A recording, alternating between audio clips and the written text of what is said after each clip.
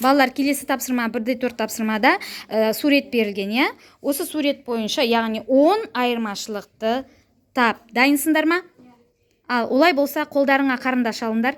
Жай қарындаш аламыз. Жай қарындаш аламыз. Жай қарындашты алдық. Болмаса, онда түрлісті қарындаштың біреуін алуға болады. Ал, дайын болсаңдар. Дайын болсаңдар,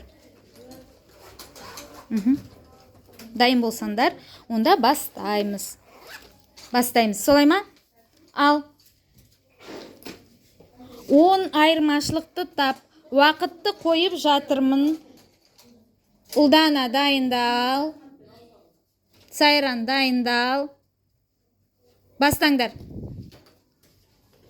Екі суретті қарай отырып, суретті салыстырасыңдар.